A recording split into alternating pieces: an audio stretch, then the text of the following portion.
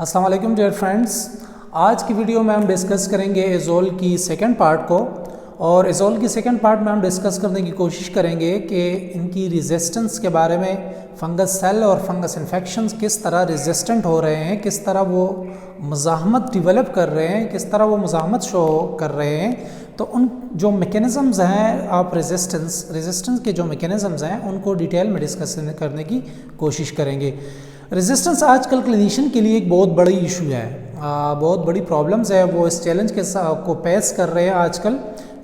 और वो किन किन मैकेनिज़म्स को, किन किन तरीक़ों को यूज़ करके फंगस सेल किसी भी ड्रग के अगेंस्ट रेजिस्टेंस डेवलप करती है। और स्पेशली एज़ोल मेंबर की यहाँ पे बात करेंगे कि उनके अगेंस्ट फंगस सेल किस तरह रेजिस्टेंस शो कर रही है और डेवलप कर रही है।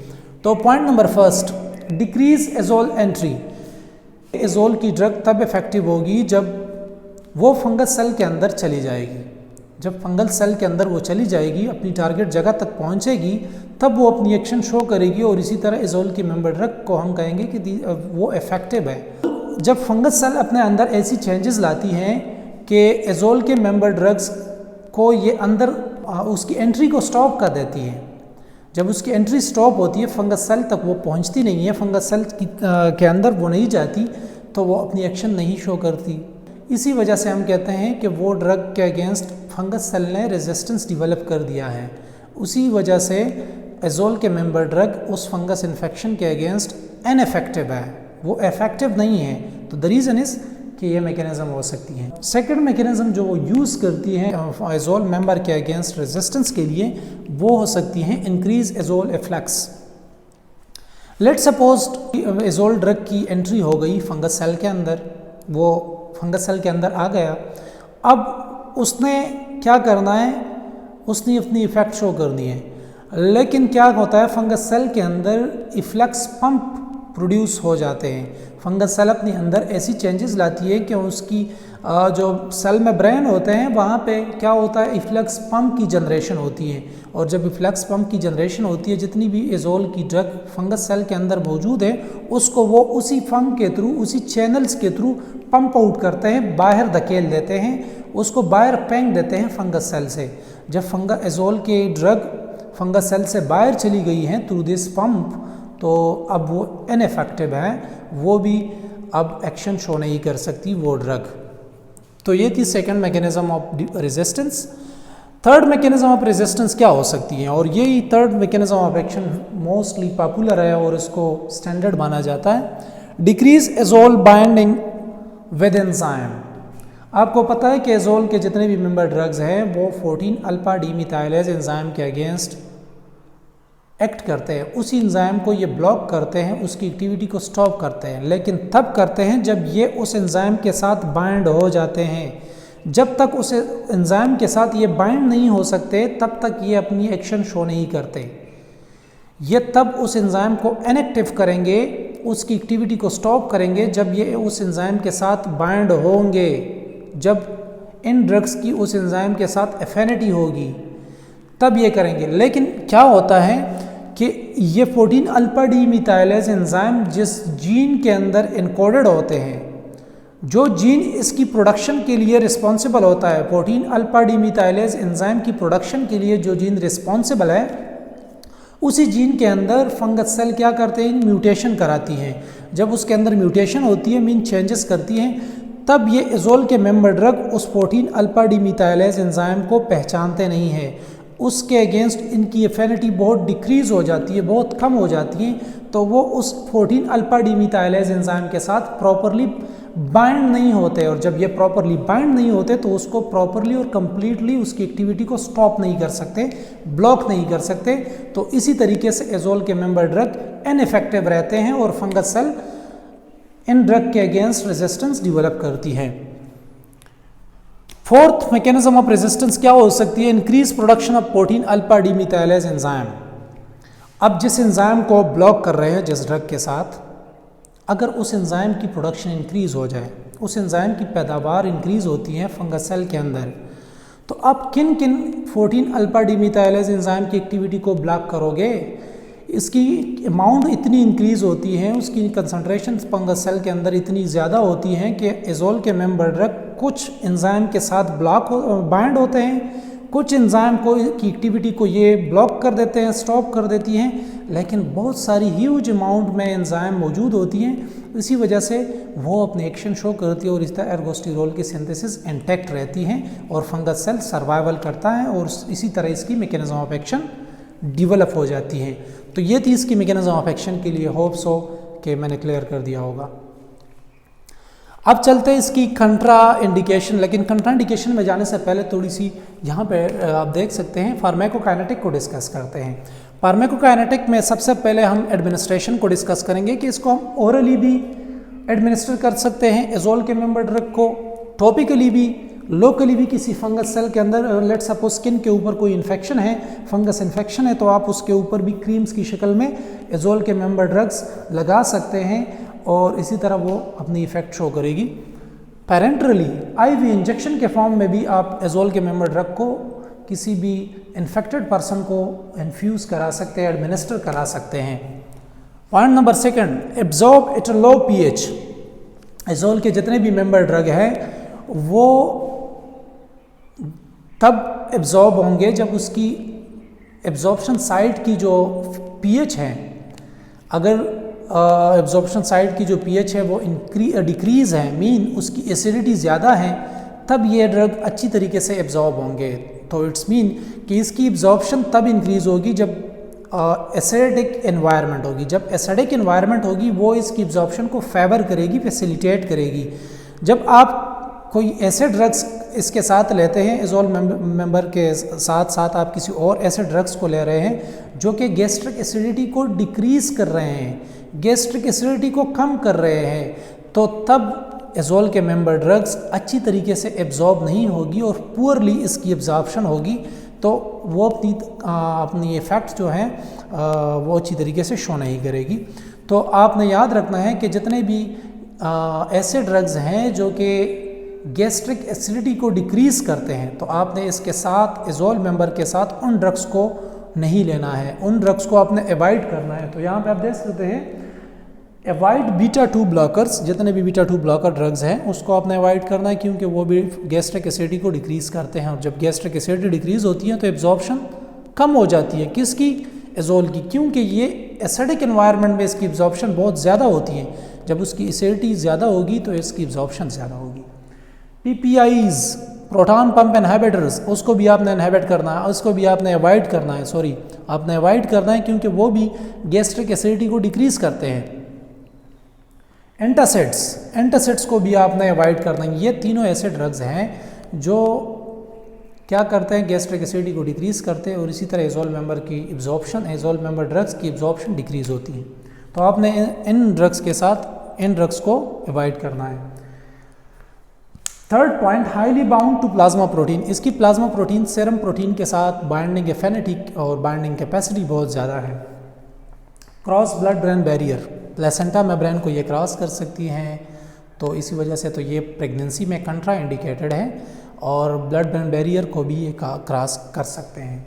मेटाबॉलिज्म इसकी लिवर में होती है, हेपेटिकली ये मेटाबोलाइज होते हैं एजोल के मेंबर ड्रग्स, और एक्सक्रीशन इसकी किडनी के थ्रू होती है, यूरिन की शक्ल में इसकी एक्सक्रीशन बॉडी से हो जाती है। तो ये थी इसकी फार्माकोकाइनेटिक। अब डिस्कस करते हैं इसकी कंट्राइंडिकेशन को। तो यहाँ पे मैंने पहले आपको बताया कि ब्लड ब्रेन बैरियर को क्रॉस करने की कैपेबिलिटी रखते हैं ये ड्रग। तो जब ये ब्लड ब्रेन बैरियर को क्रॉस करते हैं तो ब्लड ब्रेन बैरियर में तो प्लेसेंटा भी आती हैं उसमें, तो प्लेसेंटा को ये क्रॉस करते हैं और ये एजोल के member drugs teratogenic effect show करते हैं। These are teratogenic drugs. ये टेराटोजेनिक ड्रग्स है। टेराटोजेनिक हम उन ड्रग्स को कहेंगे जो प्लेसेंटा मेम्ब्रेन को क्रॉस करती हैं किसी भी फीमेल के अंदर और प्रेग्नेंट वुमेन के अंदर, और प्लेसेंटा मेम्ब्रेन के अंदर जाके ये किसी भी वुमेन के पेट के अंदर अगर बच्चा है, अगर फीटस है, अगर एम्ब्रियो है, तो वो उन पे अपनी इफ़ेक्ट शो करती हैं एजोल के मेंबर ड्रग, और उस फीटस के अंदर, उस एम्ब्रियो के अंदर क्या करते हैं, स्ट्रक्चरली, फंक्शनली और जेनेटिक एबनॉर्मेलिटीज़ काज करने की कैपेबिलिटी रखती हैं। तब हम ऐसे ड्रग्स को टेराटोजेनिक ड्रग्स कहते हैं। तो इसी वजह से हम प्रेगनेंसी में इसको कंट्रा इंडिकेट करते हैं। लेकिन अगर आपके पास कोई और ऑप्शन नहीं है और प्रेग्नेंट वुमेन के लिए ये ही ड्रग ऑफ चॉइस है, ये ही एक वाहिद ऑप्शन है, तो तब आप मीकोनाजोल की तरफ जा सकते हैं। मीकोनाजोल जो है इनके जितने भी मेंबर ड्रग्स हैं उनमें सिर्फ और सिर्फ only and only मीकोनाजोल is recommended in pregnancy, और ये सेफ भी है, इसी वजह से इसको यूज़ किया जा सकता है। That's all about कंट्रा indication. अस्सलाम वालेकुम। अब डिस्कस करते हैं क्लिनिकल यूजेस के बारे में।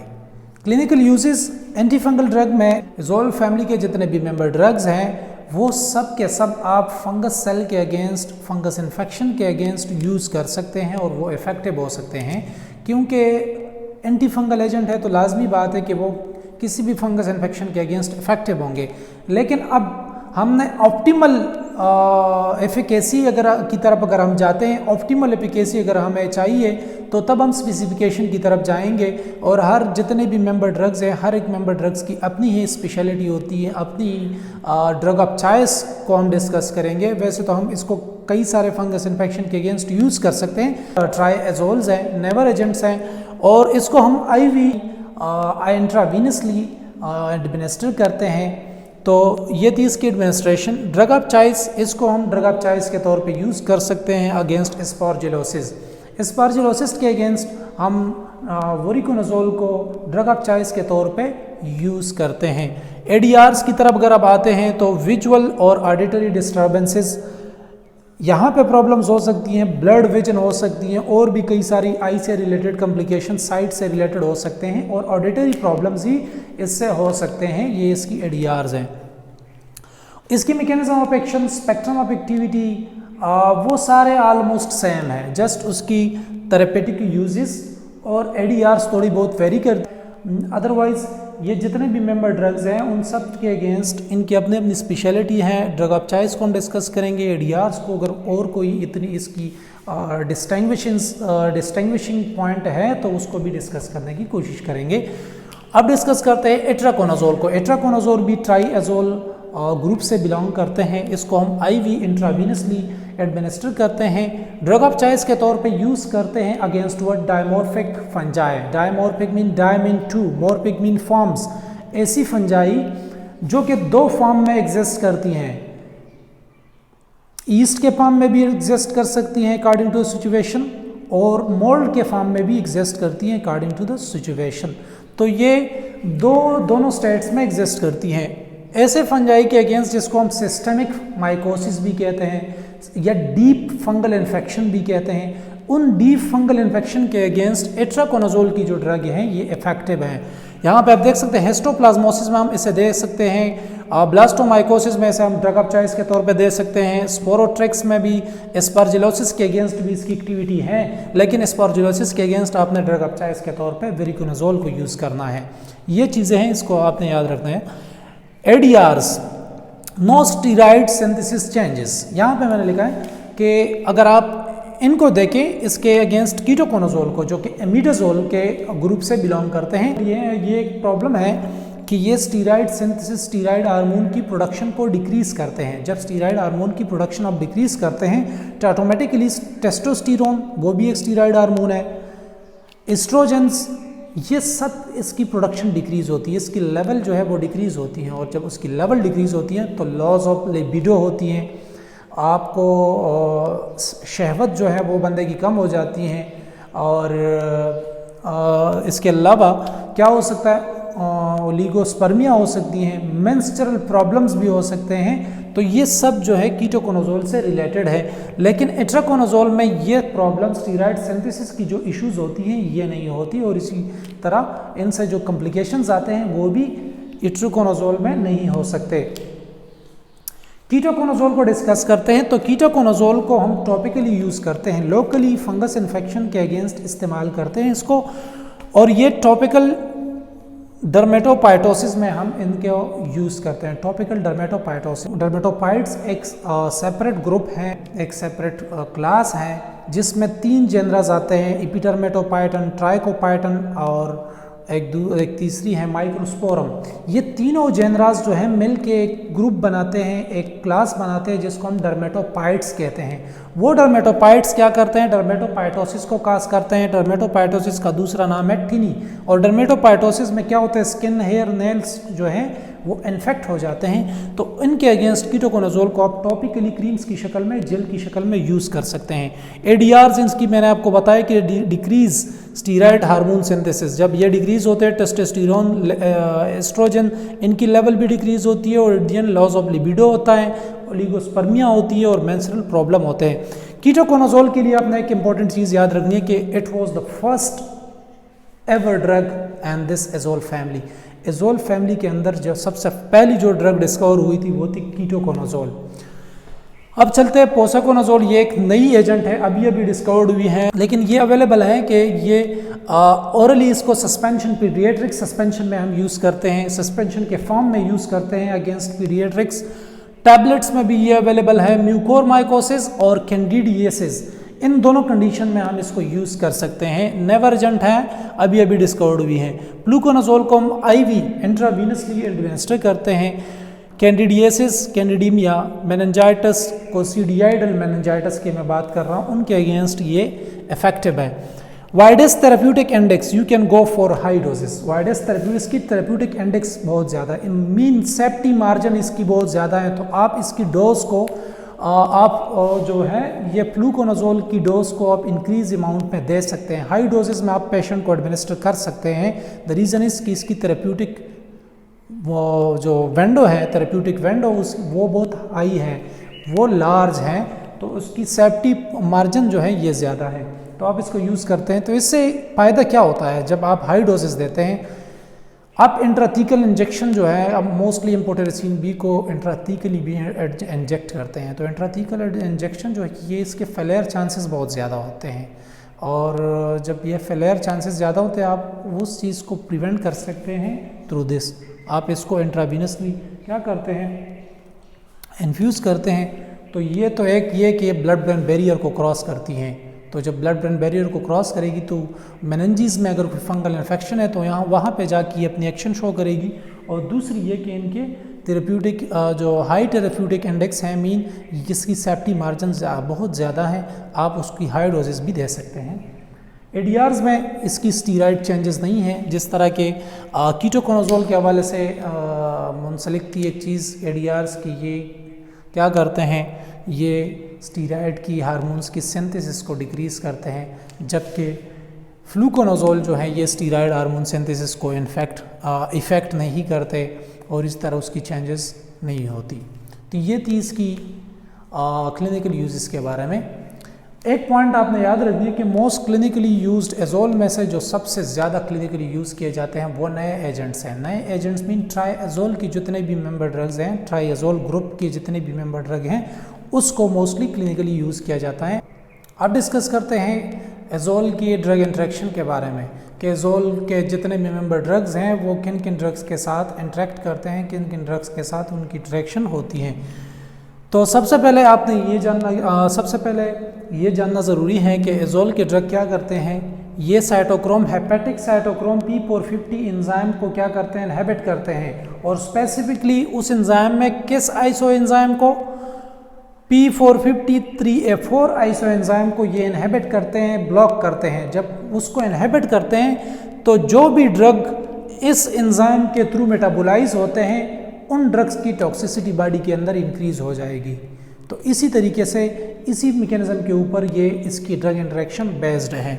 अब जाके देखते हैं कि इनहिबिटर्स ऑफ साइटोक्रोम P450, अगर एजोल मेंबर ड्रग के साथ, एजोल के जितने भी मेंबर ड्रग्स हैं, अगर आप इनमें से किसी मेंबर को भी एडमिनिस्टर करते हैं किसी पेशेंट को, और वो पेशेंट साथ में और ऐसे ड्रग्स ले रहे होते हैं जो कि इनहिबिटर्स होती हैं of what, cytochrome P450-3A4 enzyme, जैसे कि रिटिनोवायर एंटीवायरल ड्रग है, कार्बामेज़ेपिन एपिलेप्सी में हम इसे यूज़ करते हैं। इन टाइप ड्रग को अगर आप एजोल मेंबर के साथ यूज़ कर रहे हैं तो एजोल के मेंबर ड्रग क्या कर रहे हैं, साइटोक्रोम P450-3A4 आइसो एंजाइम को इनहिबिट कर रहे हैं, और वो क्या होते हैं, और आप एक ऐसे ड्रग भी दे रहे हैं साथ में जो कि और भी उसकी एक्टिविटी को क्या करते हैं, स्टॉप कर देती हैं और भी उसकी एक्टिविटी को ब्लॉक कर देती हैं। तो इससे क्या होगा, इंक्रीज एडीआर्स ऑफ एजोल्स, एजोल्स के एडीआर्स में इंक्रीज आएगी, एजोल की एडीआर्स में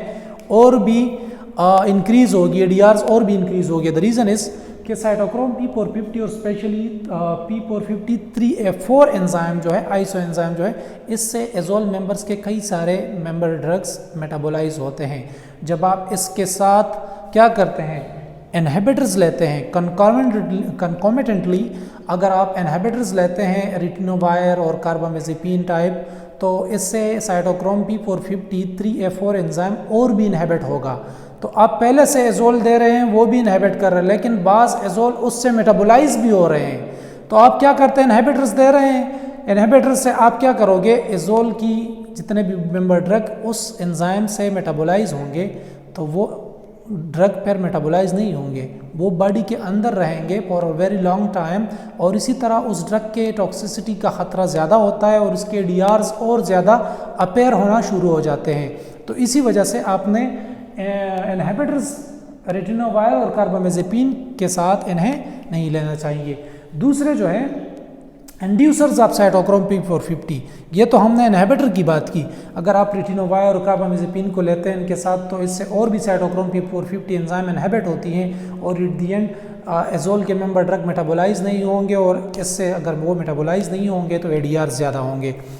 जब आप इंड्यूसर्स लेते हैं, इस एंजाइम को आप और इंक्रीज करते हैं, वहाँ पे क्या कर रहे हैं, एजोल के मेंबर ड्रग उसको इनहिबिट कर रहे हैं, और यहाँ पे आप क्या कर रहे हैं, साइटोक्रोम P450 एंजाइम को आप और इंक्रीज कर रहे हैं, उसकी प्रोडक्शन को आप और इंक्रीज कर रहे हैं। तो इससे रिफाम्पिन जो टीबी के अगेंस्ट, ट्यूबरक्लोसिस के अगेंस्ट जिन ड्रग को हम एंटीबायोटिक को हम यूज़ करते हैं, उसको रिफाम्पिन या रिफाम्पिसिन भी कहते हैं, वो टाइप ड्रग अगर आप लेते हैं तो वो इंड्यूसर्स हैं। किस चीज़ के, साइटोक्रोम P450 एंजाइम के। जब वो इंड्यूस करेंगे और वहाँ पे वो इनहिबिट कर रहे हैं, तो एजोल के मेंबर ड्रग का क्या हुआ,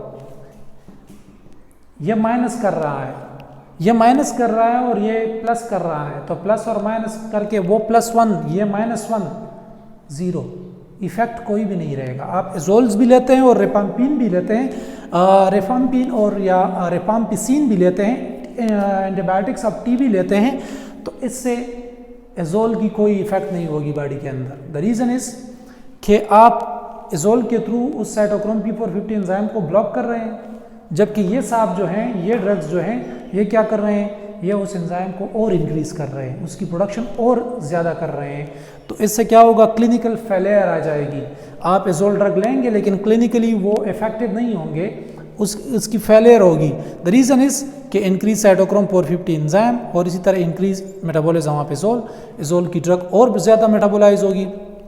मैं आपको कहा है कि साइटोक्रोम P450 को ये एजोल के मेंबर ड्रग्स क्या करते हैं, इनहिबिट करते हैं। लेकिन कुछ ऐसे एट्राकोनाजोल, वोरिकोनाजोल टाइप ड्रग्स हैं एजोल के, जो कि इससे मेटाबोलाइज भी होते हैं। जब आप इसको और ज़्यादा इनहिबिट करोगे तो क्या होगा, वो मेटाबोलाइज नहीं होंगे, तो इससे एडीआर्स इंक्रीज होंगे। जब आप उसको इनहिबिट करोगे और इससे आप ऐसे ड्रग लेते हैं जो कि उसकी प्रोडक्शन को इंक्रीज करते हैं, तो इसकी मेटाबॉलिज्म बहुत ज़्यादा होगी। जब इसकी मेटाबॉलिज्म बहुत ज़्यादा होगी तो क्लिनिकली फेलियर आ जाएगी। तो ये थी इसकी drug interaction. Hope so I have cleared the things easily, and do subscribe my channel and let me know your questions, your queries, any kind of suggestions if you want. So please leave on the comment section and let me know about your studies as well. Thank you so much. Thank you.